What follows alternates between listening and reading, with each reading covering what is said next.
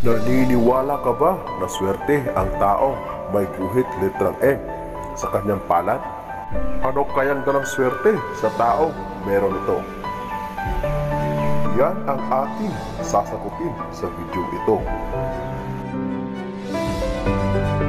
Pero bago ang lahat ng yan, kung bago ka pa lang sa channel na ito at gusto nyo ang mga ganitong usapin, ay inaanyayahan ko kayong pindutin ang subscribe button at ang bell icon nang sa ganon ay lagi kayong ma-update sa tuwing may bago tayong upload.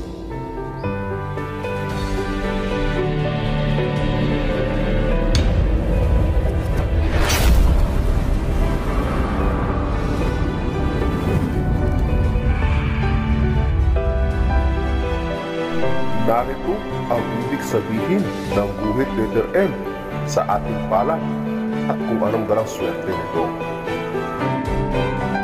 Kahit pa na sa modernong mundo na tayo, may iilan pa rin naniniwala sa mga pamahiin at sa mga hugis sa kanilang makikita sa kanilang mga palad. Partikular na ang mga pagkakaroon ng letrang M sa iyong palad.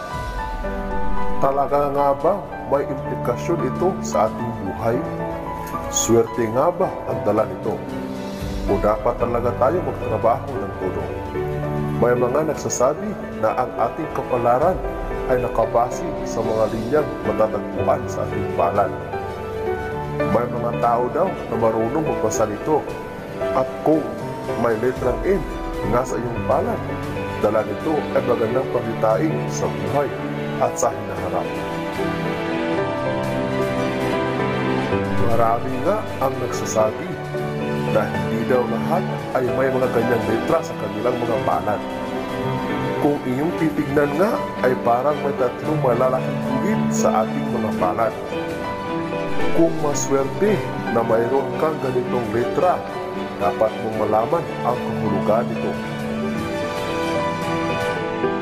Ang letrang M sa palad ay may sariling kahulugan at kahalagahan na nakapaloob dito.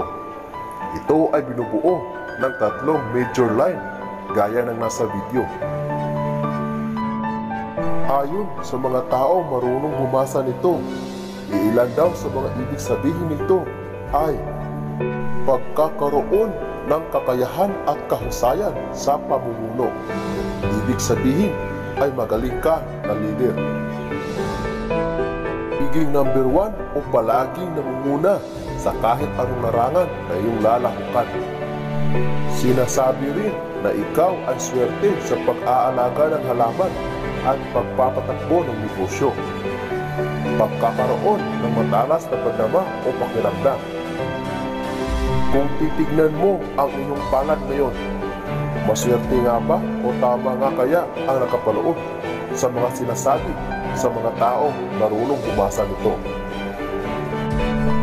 Subalit, hindi ibig sabihin na kung wala kang letrang M sa iyong palad ay hindi ka na magtatagumpay sa iyong buhay. Dahil ang tunay na tagumpay sa buhay ay nasa ating mga kamay na kasalalay at pagsusumikap, natipan ng pananalig sa Panginoon upang ito ay lubusang makamit. Laking pagkatandaan na ang video ito ay gabay lamang. Nasa inyo pa rin kung ito ay iyong paniniwalaan.